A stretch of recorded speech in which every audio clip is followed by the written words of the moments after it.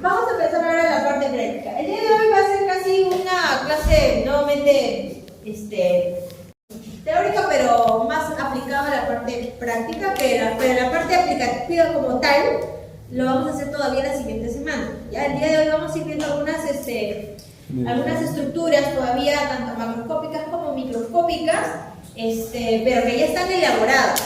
Entonces la siguiente semana ya van a hacer ustedes su propia extinción, sus propios cultivos para que puedan hacer algo más práctico como tal. Entonces, este capítulo, como ya saben, es identificación de hongos de importancia veterinaria. Ya conocemos que dentro de los hongos no solamente hay hongos de tipos macroscópicos como los hongos Z, sino sobre todo en lo que es la parte médica, los más importantes van a ser los hongos microscópicos, que los tenemos de dos tipos, ¿no? Tanto los unicelulares, las levaduras, y los pluricelulares que generalmente crecen en forma de mohos, como ven acá, ¿no? Los mohos, como crecen también en las zonas húmedas de nuestras casas, esos mohos son hongos microscópicos pluricelulares. Ya. Entonces, dentro de las características generales, ya sabemos que los hongos, pertenecen al reino fungi, son otro reino, son organismos eucariotas, ¿no? Van a tener un núcleo que protege su material genético, su cromosoma. Son organismos heterótrofos, porque no pueden sintetizar sus propios nutrientes. Principalmente decíamos en teoría que son organoquimio organotrofo, ¿verdad? Que necesitan materia orgánica para poder obtener su fuente de carbono. Y los tenemos de dos tipos, los unicelulares y los pluricelulares. Otra cosa importante de los hongos es en cuanto a su pared, porque su pared es una pared bastante definida por el componente quitinoso que tiene. De hecho, es un componente muy importante para la definición de la forma del hongo y también es un punto blanco para ciertos antimicóticos, ¿no? Son organismos estrictamente aeróbicos, necesitan oxígeno para reproducirse y ¿no? A las partes de los hongos se les denomina micelio, pero también van a encontrar seguramente en algunos otros textos como talo. Talo o micelio vienen a ser sinónimos. Nosotros más vamos a manejar el término de micelio. Entonces vamos a pasar, luego regresamos, vamos a pasar a la parte práctica, ¿no? Lo que nos interesa. Vamos a ver entonces el diagnóstico micológico, que es lo que nos interesa desde el punto de vista de microbiología, ¿no? Para hacer un diagnóstico de una infección micótica, se pueden hacer desde diferentes puntos, ¿no? Primero podemos verlo desde los signos clínicos, que hacen generalmente signos clínicos muy característicos de las enfermedades fúngicas. Los vamos a ver también mediante un examen directo, que es lo que vamos a hacer la siguiente semana, por eso les estoy pidiendo el raspado de piel o uñas. Y también se pueden hacer mediante los cultivos, que ya hemos hecho un primer cultivo la semana pasada. Hoy día vamos a ver qué nos ha crecido en ese cultivo. De hecho, el cultivo tiene más pasos. Y el cultivo va a ser más bien el que nos va a ayudar a identificar al hongo, por lo menos llegar hasta el género del hongo, ¿no? Las otras formas nos pueden ayudar a identificar que es una enfermedad micótica, o sea, producida por algún tipo de hongo, pero no necesariamente saber qué tipo de hongo es, ¿no? Para saber el tipo de hongo tendría que serle un cultivo necesariamente, ¿ya? Entonces, según los signos clínicos, va a depender mucho del tipo de hongo que es, ¿no? Porque van a haber hongos que van a afectar, la parte más superficial de la piel, ¿no? Algunos hongos pueden afectar ya las partes más profundas de la piel, como una dermis, y algunos otros hongos que pueden ya más bien afectar, órganos más internos o incluso ser sistémicos, ¿no? Entonces, dependiendo de qué agente, los signos clínicos pueden ser muy variables. Aquellos hongos que son muy superficiales, por ejemplo, suelen hacer lesiones muy típicas, ¿no? Que son lesiones en formas redondeadas, ¿no? Circulares definidos.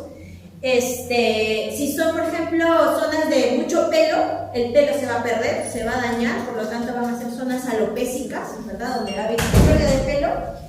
Y además esa piel también se va a ver engrosada, ¿no? Uno por la inflamación que puede haber muy poquita a ese nivel, pero se engrosa básicamente porque ese tipo de hongos que afecta a ese nivel se alimenta de queratina.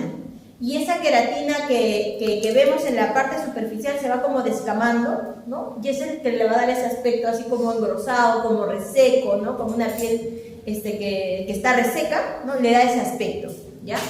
Es por el tipo de hongo, por su alimentación de ese hongo. Ahora, lo que sí puede pasar es que, digamos, diferentes focos infecciosos se pueden juntar y no necesariamente hacer un solo redondo, ¿no? Sino varias formas indefinidas, pero porque van juntándose varios focos infecciosos. Ahora, si la lesión es un poquito más profunda, como vemos en esta nariz del perrito, ¿verdad? Ya vemos una nariz con una lesión, ya más bien seguramente a nivel térmico, ¿no? Una capita más al fondo, donde ya hay vasos sanguíneos, donde la inflamación ahora sí va a ser mucho más evidente, y podemos ver incluso hasta zonas sanguinolentas quizás, ¿no? De apariencia sanguinolenta al menos, ¿no? Ya va a ser otro tipo de hongo donde la lesión es un tantito diferente. ¿Han identificado qué tipo de animal es este? Parece murciélago. Murciélago, ¿no? Son varios murciélagos. Y lo que estamos viendo, por ejemplo, en estos murciélagos son estas zonas alopésicas de la punta de la nariz, ¿no? Producto de un hongo que estos son, se encargan de diseminar, ¿no? Van a ser los vectores principalmente, ¿no? Es un hongo zoonótico que se llama histoplasma, que también lo vamos a ver en teoría, pero para que vayan conociendo cómo es que el histoplasma va creciendo en estos lugares y en estos animales. Entonces, mediante signos clínicos podemos ir también sospechando de enfermedades fúngicas observando las lesiones, ¿no? Como se van a ver diferentes agentes que pueden hacer diferentes lesiones. En el caso del examen directo, el examen directo en el caso de las enfermedades fúngicas se utiliza diferentes componentes. Podemos usar, por ejemplo, KOH, que es un reactivo, no es un colorante, pero es un reactivo que se usa para desqueratinizar los tejidos, es decir, para que la queratina se degrade, ¿ya? Y por eso es que el examen directo se hace de raspado de piel o uñas, ¿no? Para que luego esa uña se desqueratinice y pueda liberar mejor las esporas, y se puedan observar mejor las esporas en microscopio. Y igual el pelo, igual el raspado de piel, ¿no? Y el KOH, como les digo, no es necesariamente un componente que vaya a teñir a la muestra, pero sí me ayuda a delinear. Una vez que se degrada la queratina, se liberan las esporas, las hifas que pueden estar en esa muestra, y cuando yo lo vea al microscopio voy a ver delineadas las estructuras, no necesariamente teñidas, pero sí delineadas. Y digamos, del raspado al microscopio, ¿no? Ese examen directo que hemos hecho con KOH, se llama por eso examen directo, ¿no? Porque es directo de la muestra al microscopio, y yo ya sé que puedo saber que es una enfermedad fúngica. No sé qué hongo exactamente, pero sí que es una enfermedad fúngica por la observación de esporas quizás o de hifas, ¿no? Hay otro tipo de reactivo que más bien ahora sí va a ser un pigmentante, va a ser un colorante, que es el azul del lactofenol, que se usa en el caso de estructuras fúngicas, ¿ya? El azul del lactofenol sí me va a teñir de azul las estructuras fúngicas, ¿no? Que es un azul muy bajito, que también, ¿no? Se pone el raspado en una gotita de azul de lactofenol en mi lámina, y luego lo puedo llevar al microscopio y ya lo puedo visualizar las estructuras fúngicas si es que encuentro, ¿no? Por ejemplo, acá lo que estamos viendo en este raspado será con KOH o será con azul de lactofenol. ¿Qué creen ustedes? Con azul, ¿verdad? Acá no es KOH, acá se ven los colorantes azules. Acá lo que estamos viendo, miren, son estructuras ovoides. ¿Qué creen que sea? Son levaduras, ¿verdad? Son levaduras, ¿no? Y también hay como ramas. ¿Las hifas? Pueden ser hifas, no lo sé, o pueden ser pelos también, ¿no? Y eso no lo puedo definir así directamente. Pero sí, lo que es evidente es esto. Ya si yo veo esto, yo ya digo, sí, tiene una enfermedad fúngica, ¿no? Tiene una micosis. Y también se puede usar azul de metileno, pero el problema del azul de metileno, a mí personalmente no me gusta mucho porque el azul de metileno es muy azul, es un azul muy intenso y que la muestra la tiene tan fuerte que si le pongo mucho azul, a veces todo se ve más azul que que el delineado de las estructuras, ¿no? Prefiero la subdelatación. Pero bueno, eso ya es cuestión de gustos. Entonces, este es el examen directo, ¿no? En los cuales aprecio estructuras fúngicas, pero todavía no necesariamente exactamente saber qué tipo de hongo es. Para saber qué tipo de hongo es, y por lo menos llegar al género, hago cultivos. Los cultivos también se van a hacer, como se hacen en las bacterias, en agares, en medios sólidos, ¿ya? Hay diferentes medios, de hecho nosotros ya hemos usado un par de ellos, la primera vez que hemos hecho nuestro cultivo, ¿no? Hemos usado el agar Saguro, que es este de acá, que es este de color transparente, ¿no?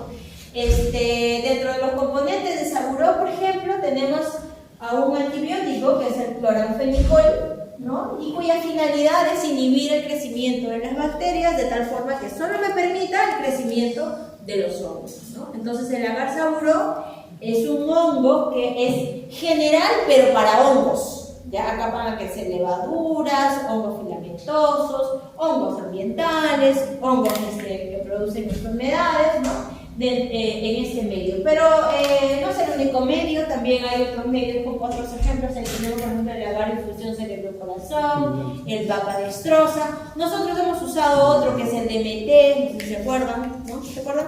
Que decía las siglas del otro agar que hicieron su cultivo. Se les dio 2 placas por esa.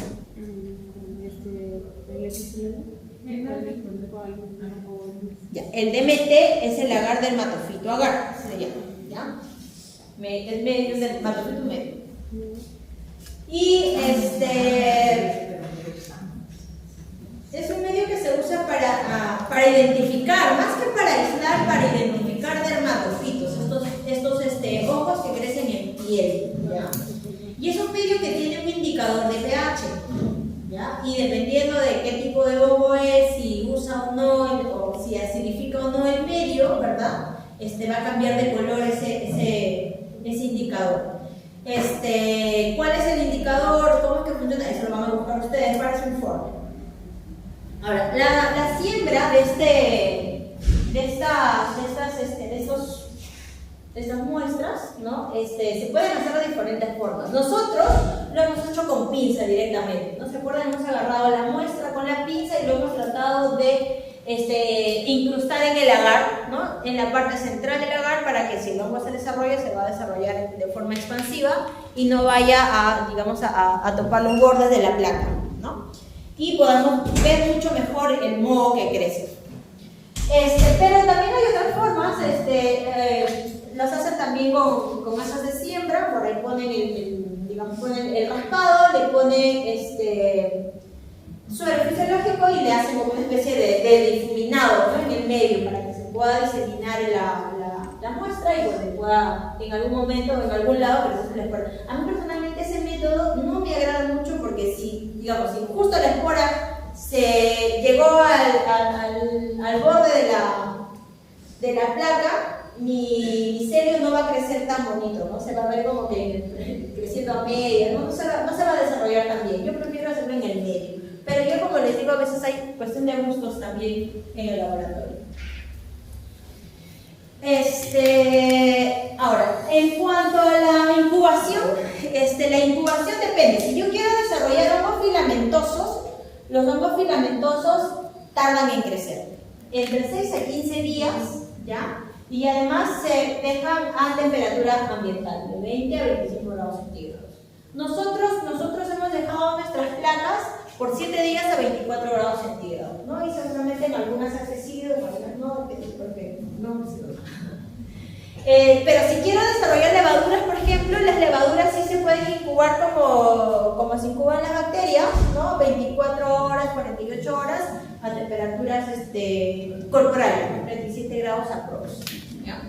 Y bueno, y también es importante tener en cuenta que el ambiente tiene que estar necesariamente húmedo, ¿verdad? Percatarme de la humedad, de que haya flujo de oxígeno constante. Recuerden que son organismos aeróbicos. Si yo lo pongo muy hermético, no va a crecer el hongo, o se va a tardar mucho tiempo, se va a morir.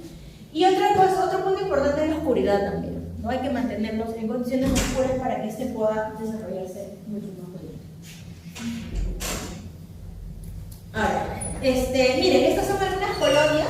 Los hongos, los mohos que se ven son sus colonias, ¿no? Las bacterias, ¿se acuerdan que eran las colonias así brillantes, pequeñas, algunos con bordes planos, algunos con bordes redondeados, otros, no sé, como estrellados?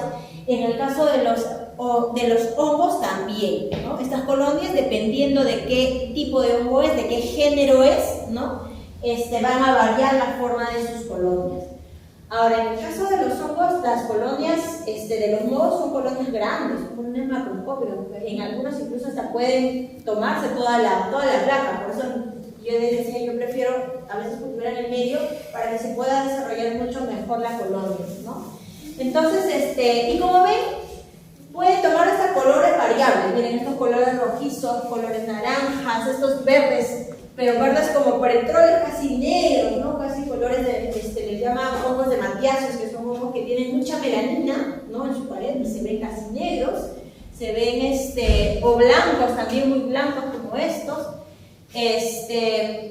Y en la parte industrial, por ejemplo, aquellos hongos que no necesariamente son de interés médico, pero sí son de interés industrial, se toma digamos, como beneficioso estos pigmentos que producen los hongos, ya para poder aislarlos y producir pigmentos naturales para teñir tela, papel, ¿no? Entonces se pueden usar también de esa forma esos pigmentos bonitos que hacen los hongos. Bonitos, porque a mí me gustan. En cuanto a sus aspectos, bueno, los aspectos, decía, a veces la descripción depende mucho del observador, ¿no? Pero se les puede describir como pulverulentos porque tienen ese aspecto polvoso, como si hubieras echado talco, ¿verdad? Tienen un aspecto algodonoso, como ven ahí, como si hubiéramos agarrado un trozo de algodón y hubiéramos estirado, y comienzan a hacerse así algodonosos. Granulosos, como si le hubiera espolvoreado quizás azúcar, ¿no? A veces se ven así, o aterciopelados, ¿no? Como este hongo de acá. Eso desde la parte superficial. Ahora, en el caso de los hongos, también es importante observar la parte del reverso, ¿no? Porque a veces pasa de que en la parte superficial se ve así de blanco, como ven acá, y cuando yo le doy la vuelta, se ve marrón por abajo, ¿no? Entonces, eso también hay que tener en cuenta. Ahora, dependiendo de la especie, hay otros que no necesariamente cambian de ese aspecto blanco-marrón, sigue siendo blanco, no va a depender mucho de la especie. Entonces, cuando se observa la colonia en los hongos, hay que ver desde la parte superficial y de la parte del reverso también, y hay que describirlo, ¿ya? Es lo que vamos a hacer ahora el día de hoy. Entonces, acá podría ir sospechando, ¿no? Como lo mismo como en bacterias, ¿no? Cuando yo tengo la colonia, puedo ir sospechando quizás de ciertas bacterias, pero no puedo definir todavía, ¿no? Ahora, en bacterias tendríamos que hacer hasta bioquímicas para poder saber al menos qué género es, ¿no? En el caso de los hongos, nosotros para saber el género es más observativo, ¿no? que por bioquímicas, ¿ya? Ya hemos observado la parte macroscópica, la parte del moho. Ahora, para yo saber exactamente qué género es, tengo que ver la parte reproductiva del hongo. Por eso decimos, la parte reproductiva es lo más importante en un hongo, porque es la porción que me va a ayudar a identificar por lo menos a qué género pertenece, ¿no? Y ya si somos muy observadores, podemos incluso definir hasta la especie, ¿no? A veces son detallitos lo que puede cambiar para definir de una especie a otra, ¿no? Y para eso el ojo se tiene que entrenar, ¿no? Aquella persona que trabaja identificando hongos ya tiene ese ojo entrenado, ¿no? Encontrar el detalle mínimo y ya sabe qué especie es, ¿no? Solamente desde la parte microscópica, ¿ya? Entonces, para la observación microscópica a partir de un moho también hay diferentes técnicas. Una de ellas es la técnica de la cinta, que también lo vamos a hacer la próxima semana, ¿no? Que nos dé material. ¿En qué consiste la técnica de la cinta? La técnica de la cinta consiste en ponerle una gotita de azul de lactofenol en tu lámina, ¿ya? En la lámina, en la parte del medio, y luego con una cinta adhesiva, con la parte adhesiva de la cinta, voy a coger la porción más superficial de mi moho. Ya pongo mi cinta sobre mi moho, la parte adhesiva, y esa parte adhesiva la voy a colocar sobre el azul de lactofenol. Y ya quedaría armada mi lámina. Puedo llevarlo así, así nada más al microscopio, o le pueden poner una laminilla encima, ¿no? Por seguridad, porque recuerden que como son organismos que esporulan mucho, ¿no? A diferencia de las bacterias, entonces de preferencia mejor una laminilla para que esas esporas no vayan a estar liberándose o contaminar, ¿no? Contaminar las superficies cercanas, ¿no? Entonces, puedes poner una laminilla y llevarlo al microscopio. Y en el microscopio vamos a observar la parte microscópica, puede ser la porción fructífera, como ven ahí, o la porción vegetativa o nutricia, ¿no? Lo que van a ser las hifas, ¿ya? Ahora, la observación de los hongos, a diferencia de las bacterias, se hacen a 40x. ¿No? ¿A cuánto leíamos las bacterias? Sí. A 100, ¿no? Incluso necesitábamos hacer de dimensión para poderlas observar mejor a 100. En el caso de los hongos, a 40x es suficiente porque recuerden que son organismos eucariotas, son células grandes, ¿no? Y se pueden ver bien a 40x.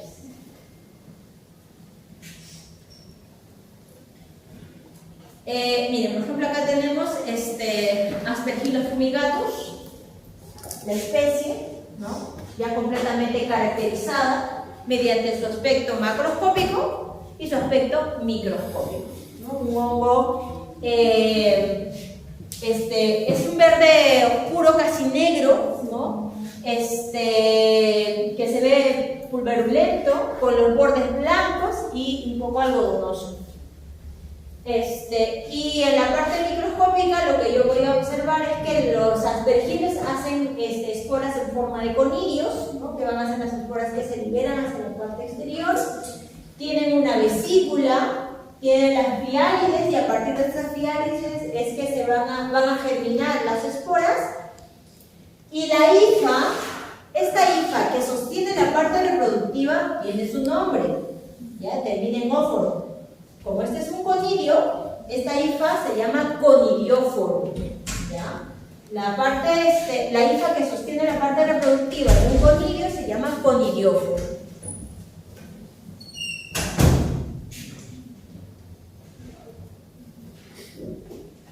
Este de acá es otra especie, otro género. Miren, es el Rhizopus, desde su parte macroscópica, miren que es como granuloso, ¿verdad?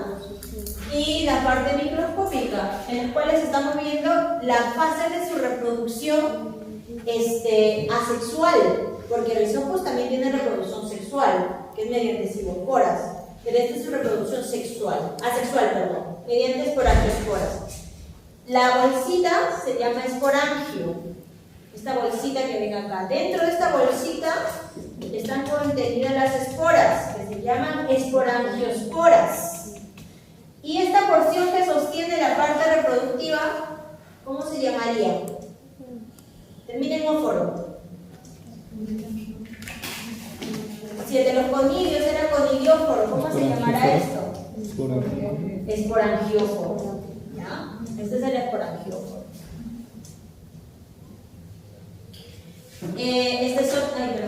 Este es otro género que también hace esporangiosporas. Esporangiosporas, las que se liberan, esporangióforo, pero es otra especie, este es el múcor. A diferencia del Rhizopus, múcor cuenta con una columela o vesícula, también se llama así. ¿Ya? Entonces, como ven, son esos detalles lo que me va a determinar a qué género corresponde, ¿no? Ahora, hay otro, dentro de este grupo, hay otro que se llama rizomúcor, que tiene como los dos aspectos, ¿no? Un aspecto así sin vesícula y una vesícula pequeñita, ¿no? Entonces como que están entre los dos, pero ya viene a ser otra especie, ¿no? Es otro género, ese es el rizomúcor, ¿no? Entonces esos detalles mínimos pues son los que me van a ayudar a identificar desde la parte microscópica, ¿no? De los hongos. Este otro ejemplo, miren, este es Candida albicans en su forma. ¿En qué forma será? Microscópico. ¿Filamentosa o unicelular? Unicelular, ¿no? En levaduras. Miren, Candida albicans, o las levaduras en general, cuando hacen sus colonias, las hacen como si fueran las bacterias. Miren estas colonias, son parecidas, ¿verdad? Son colonias pequeñas, brillantes, con bordes bien definidos, ¿no? Pero lo que sí hacen son colores muy mates, no son translúcidos, ¿no? En cambio las colonias de las bacterias suelen ser un poquito translúcidas, puede pasar un poquito la luz. En el caso de las colonias de los hongos no, entonces tienen este blanco, pero es un blanco bien mate, un blanco a la cual la luz no va a pasar, o un crema, no necesariamente blanco, porque es un color como cremoso. Y en general las levaduras pueden tomar también otros colores, pero esos colores van a ser colores bien mates, ¿no? Y cuando los llevas a la microscopía, ya para teñir una levadura en microscopía, se hace la tinción, se pueden hacer tinción de Gram o se puede hacer la tinción simple con un azul de metileno, ¿no? Entonces agarras igual de la misma forma. Una lámina, portaobjetos, una gotita de agua destilada, extiendes tu muestra a partir de una colonia, ¿verdad? La fijas y pasas a teñirlas. Igual como se hacía en las bacterias, ¿no? Y ¿a qué se parece? ¿A qué les recuerda esta cándida? A estafilococos, ¿verdad? Estafilococos positivos, todavía eran positivos, ¿no? Y de hecho sí te puede confundir, pero la diferencia es bastante marcada. ¿Por qué? Porque esto está a 40X, las otras están a 100X, para empezar, ¿no? Otra diferencia que te va a ayudar también a diferenciarlas entre una levadura y un estafilococo es que recuerden, la reproducción de las bacterias es por fisión binaria. Las células resultantes de las madres y las hijas son completamente igualitas, ¿no? Igualitas en tamaño, en forma, en color. Entonces, digamos, toda mi lámina, todas mis células van a ser homogéneas, del mismo tamaño, todas homogéneas, redonditas, redonditas, redonditas, perfectas. En el caso de las levaduras son ovoides, miren, todas son ovoides, no hay, algunas deben haber, pero bien escasas, redonditas, pero la gran mayoría son ovoides y están en diferentes tamaños, porque recuerden que las levaduras se están gemando, van liberando a las hijas, a las pequeñas.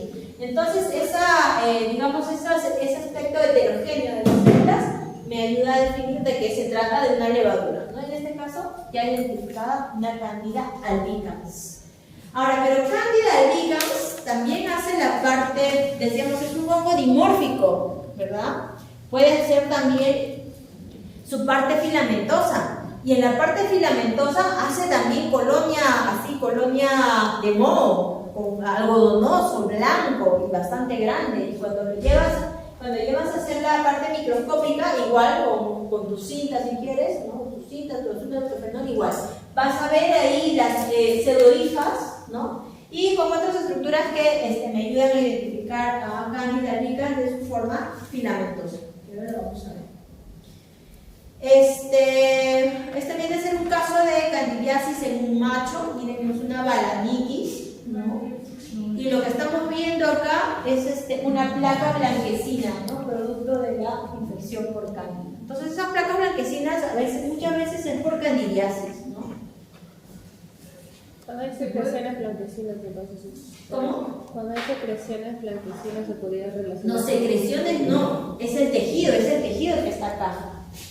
Es el tejido blanquecino, porque acá está creciendo el honguito, está infiltrando, se está haciendo. ¿Sería como una descamación? Hisopado, claro, porque es muy doloroso, es doloroso, sí.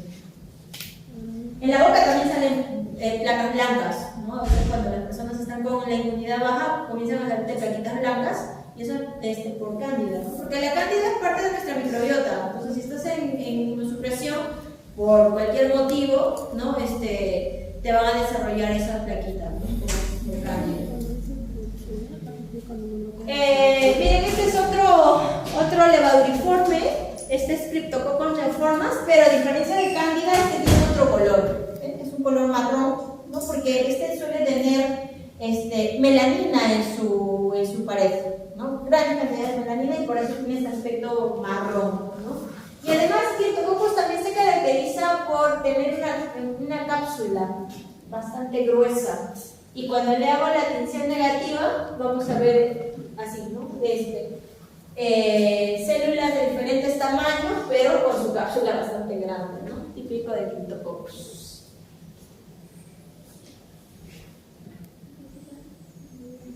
Esto lo dejamos para la siguiente semana y vamos a pasar a la primera parte que luego pasamos. Lo he hecho un poco en desorden porque quería que vean la parte práctica primero. Ya, a ver, acá. Decíamos, los hongos tienen dos micelios. El micelio vegetativo, que es el micelio que se va a encargar de la nutrición, ¿no? Por ejemplo, acá la A es una hifa, si quieren hifa aceptada, ¿no? Esta se va a encargar de la parte nutritiva del hongo, que se va a encargar de la absorción de los nutrientes. Y en el caso de una levadura, ¿quién se encarga de la nutrición? Ella misma, ¿no? Ella misma, la célula misma se encarga de su parte nutricia. Y el micelio de fructificación viene a ser aquel micelio. El micelio de fructificación, que acá la B, es la porción reproductiva, en este caso, que es un hongo pluricelular, donde se formarían las esporas, ¿no? Que es la porción reproductiva, que se va a encargar de la reproducción. Y en el caso de las levaduras, ¿quién se encarga de la reproducción? Ella misma, ¿no? Ella misma se encarga de todo.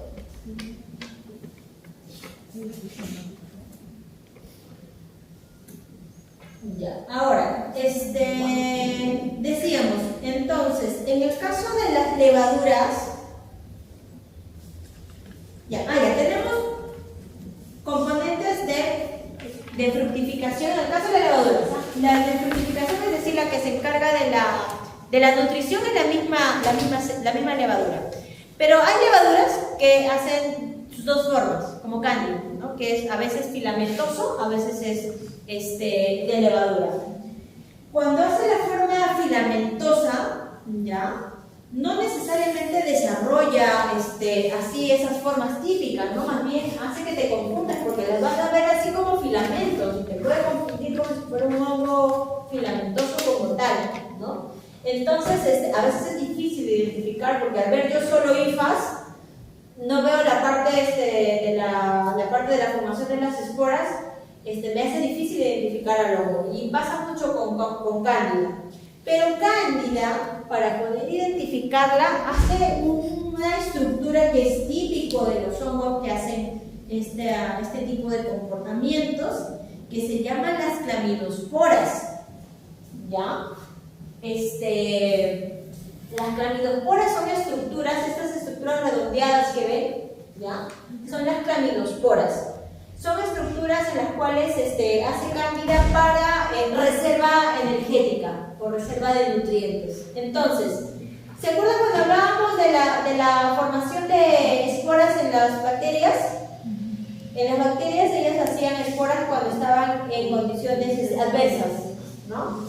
Lo mismo, cuando cándida está en condiciones adversas, en vez de hacer esporas, porque ya hacen esporas, hacen clamidosporas. Hacen estas estructuras de reserva, ¿no? Cuando se siente atacada, ¿ya? Y estas estructuras entonces son las que me van a ayudar a identificarla como tal, ¿no? Yo identifico cándida mediante las clamidosporas, ¿no? Desde el punto de vista microscópico, ¿no? Hay otras técnicas para cándida, para identificarlas, por ejemplo, en un agar, que las hacen mediante, estiran la colonia, la estiran, y entonces ya pueden saber si es mucoso, entonces es cándida, ¿no? O también hay otros agares en los cuales yo puedo saber qué tipo de cándida es, porque es un agar específico para cándidas y diferencial, porque puedo saber qué especie de cándida es dependiendo del color que desarrolle, ¿no? Pero eso también lo vamos a ver más adelante. Ahora quedémonos con esto, con la parte filamentosa de cándida, ¿ya? ¿Cómo identifico cándida? No mediante la parte reproductiva, más bien con la parte de la clamidospora, que se llama clamidospora, pero recuerden que la clamidospora no es porción reproductiva de cándida, más bien es la porción vegetativa, ya que se encarga también de una parte de la nutrición como componente de reserva, ¿ya? bueno, no solo de cándida, ¿no? Sino de las levaduras en general, sino que cándida es mi ejemplo más cercano para que puedan entender. Ya. En el caso del micelio de fructificación, decíamos, hay 3 formas que hacen reproducción asexual, que es una de las principales, tipos de reproducción para poder identificar a los hongos, ¿no? Tenemos un tipo de reproducción por fragmentación, ¿ya? El otro que es por germinación, que es la segunda, que se germinan los conidios, pueden germinar las esporangiosporas, y la otra que es por gemación, que hacen las levaduras, ¿no? Pero eso es parte de la teoría, como para recordarlo, ¿verdad? Teníamos la reproducción por fragmentación, que lo hacen algunas hifas, o hay algunos hongos, en las cuales no conocemos su reproducción sexual, y la reproducción asexual lo hace por fragmentación, ¿ya? Con algunas estructuras por ahí nuevas que ahora lo vamos a mencionar. La germinación y la gemación que hacen las levaduras. Acá vamos a pasar algunos ejemplos ya de algunos tipos de esporas, ¿ya? Tenemos, por ejemplo, la llamada artrospora. La artrospora es una espora que se desarrolla por fragmentación, por esta primera forma de reproducción asexual. Miren, en este caso, en esta especie que es la Coccidioides immitis, a partir de una hifa se van fragmentando y cada fragmento viene a ser una artrospora quien se va a encargar de su reproducción, ¿no? Más adelante. ¿Ya? Pero hay otros tipos de artrosporas también, por ejemplo, en este otro caso. Miren, esta es otra forma. ¿Qué edición será esta, por empezar? El azul de metileno. Con azul, ¿no? Con azul del o lo de metileno, cualquiera de los azules. Yo pienso que es de la cosa, que se ve muy suavecito. Pero acá también estamos viendo los fragmentos, miren, ¿no? Por fragmentación, cada una de estas van a ser las estructuras artrosporas cuando se liberen, ¿no? Pero acá lo estamos viendo haciendo una forma muy particular, ¿verdad? A esta estructura, por ejemplo, en particular, se le llama macroconidio. Los macroconidios liberan artrosporas, ¿ya? ¿Quiénes hacen macroconidios? Hacen un grupo de hongos que se llaman los dermatofitos. Lo vamos a ver también más adelante. Los dermatofitos es un grupo de hongos, ¿ya?, que se diseminan mediante macroconidios, desarrollando artrosporas. Miren, este es otro tipo de macroconidio, otra forma, igual fragmentada, grande, pero este es más globoso, ¿no? El otro es como que más puntiagudo, miren, ¿no? Termina en 2 puntas, ¿ya? En cambio el otro es más redondeado. Entonces, esos detalles, ¿se dan cuenta? Esos detalles me ayudan a identificar al género, ¿no? El anterior es un tricofito y este de acá es un epidermofito, ¿no? Son géneros diferentes.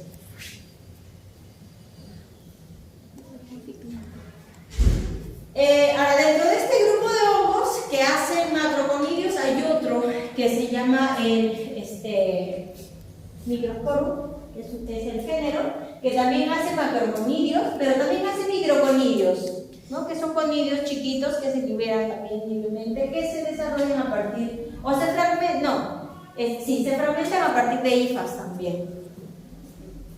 Los microconidios.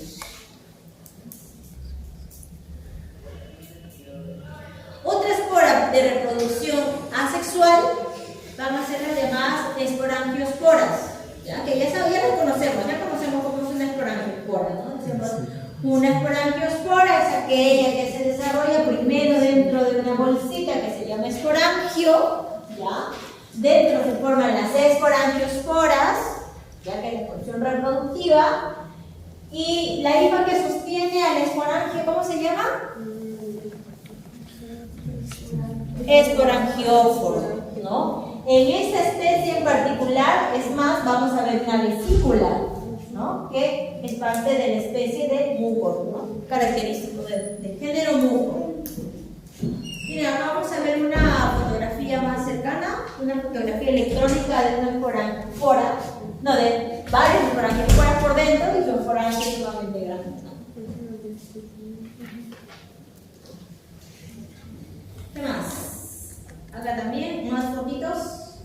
y las partes de las esporangios. Esporangiosporas, esporangio, ¿verdad? Lo grande, la columela o vesícula y esporangio.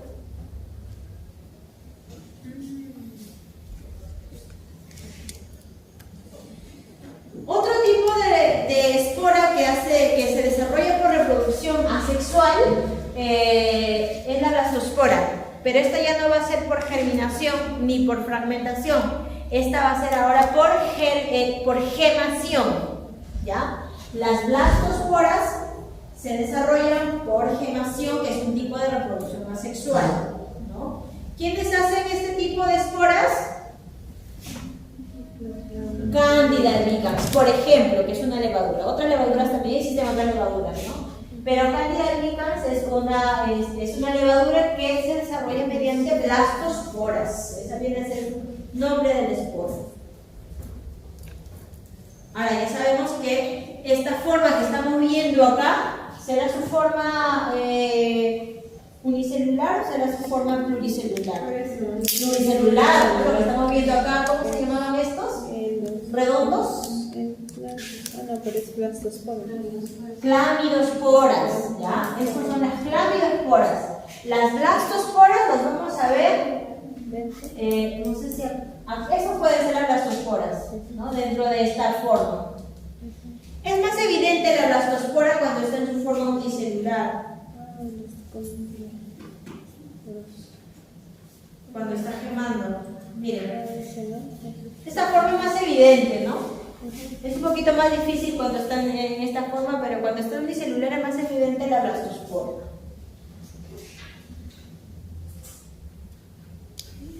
Es más pequeño que la candidospora.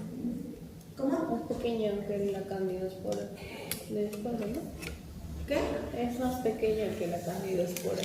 ¿Candidospora? ¿Cómo es? Clamidospora. Sí. Sí, es más pequeño. Sí, pero la clamidospora es redondita y además tiene pared gruesa. Que es refringente. Entonces, miren, estas clamidosporas son más grandes, como dice Yamili, son más redonditas, a diferencia de una blastospora que es más ovalada, ¿no? La blastospora es más ovalada. Entonces, en su forma pluricelular de cándida, básicamente la identificación lo haría por las clamidosporas, no necesariamente por su parte reproductiva. Ahora, también hay esporas que se forman por reproducción sexual, como esta de acá, como las cigosporas. ¿Quiénes hacen cigosporas? Por ejemplo, Rhizopus. Y Rhizopus también lo habíamos visto al inicio, ¿se acuerdan? Rhizopus, cuando hace reproducción asexual, lo hace mediante esporangiosporas. Pero Rhizopus también tiene reproducción sexual, que lo hace mediante las cigosporas. Estas van a ser las esporas, que lo hacen por mitosis, ¿no? Bueno, con las tres fases de la reproducción sexual: plasmogamia, carnogamia y meiosis. Otra espora de reproducción sexual van a ser las ascosporas. Miren, estas ascosporas que se desarrollan también dentro de un saco que engloba todas las ascosporas. Era de reproducción sexual. Otro tipo de reproducción sexual son las baciliosporas, que básicamente las baciliosporas se van a desarrollar a partir de una base, ¿no? Miren estas bases, y a partir de estas bases se van a ir liberando las esporas también por meiosis, ¿no? Porque es reproducción sexual, ¿ya? ¿Quiénes hacen baciliosporas? Los hongocetas, por ejemplo, ¿no? Ellos hacen baciliosporas. Ejemplo de un hongo que hace escospora, la neuropora crasa. ¿Se acuerdan que habíamos visto en teoría? Ese hongo que ataca el sistema nervioso, ¿no? Hace también ascospora, ¿no? Se forma filamentoso. Ahora, este es un resumen ya de lo que acabamos de ver, ¿no? Entonces acá, por ejemplo, estamos describiendo las dos formas de reproducción, tanto la asexual como la sexual, y acá estamos viendo la liberación de las esporas o la formación de las esporas. digamos, las esporas que se forman por reproducción asexual, pero que se liberan al ambiente externo libremente, van a ser los conilios, ¿no? Las otras esporas que se forman por reproducción asexual, pero primero se van a desarrollar dentro de una bolsita, son las esporangiosporas, ¿ya? Ahora, esporas que se forman por reproducción sexual, aquellas que se liberan al ambiente externo, tenemos las basilosporas, ¿no? Primero con una base y luego se van liberando. Pero también tenemos esporas por reproducción sexual que se forman primero en un saco y luego las esporas, las ascosporas van a estar dentro de este saquito. ¿Cómo poder diferenciarlas? Bien fácil. Porque las esporangiosporas son esporas chiquititas, entonces voy a encontrar millones, no las voy a poder contabilizar dentro del esporangio. En el caso de las ascosporas, dentro de esa bolsita, la bolsita se llama asco. Dentro de ese asco voy a encontrar entre máximo 10 ascosporas. Son grandes y las puedo contabilizar, ¿no? Entonces esa es una de las formas de diferenciarlas. Ahora, en este ejemplo, por ejemplo, estamos viendo un aspecto redondeado como un esporangio, ¿no? Pero en la Eurospora crasa, por ejemplo, que hace ascospora, lo hace en forma alargada, como una banana, ¿no? Entonces es más fácil de diferenciarlas. Pero no todas las especies hacen de esa forma, ¿no? Y luego tenemos las otras formas de reproducción. Estas son por germinación, ya, las de arriba. Estas son por reproducción sexual, las de abajo. Y acá tenemos por reproducción también asexual, pero por fragmentación, ¿se acuerdan? Las artrosporas, ¿no? Acá también estaban los macroponidios, que se fragmentaban. Este es otro tipo de reproducción asexual, ¿ya? Que mediante las blastosporas, que son las levaduras, ¿no? ¿De acuerdo? Reproducción asexual, blastosporas, levaduras. Miren, acá tenemos algunas imágenes de hongos que hacen conillos, como por ejemplo Aspergillus o Penicillium. Estos son dos Penicillium, pero de diferentes especies, mismo género, diferentes especies, ¿no? Conillos que se forman las células, las esporas, libres, ¿no? Acá hay otro tipo de conilio, miren, este también es un tipo de conilio, este es Sporotrix, que también es un género de hongo fúngico. Y también es un conilio, ¿no?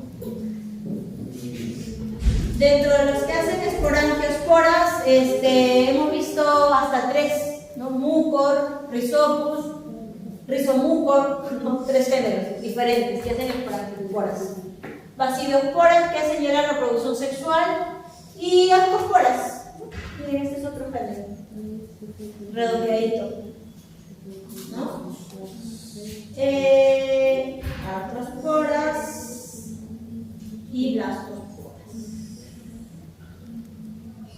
Ahora, en el caso de las levaduras, que se reproducen por gemación, ¿ya? Les decía, cuando están en condiciones adversas, estas células que van gemando no se liberan.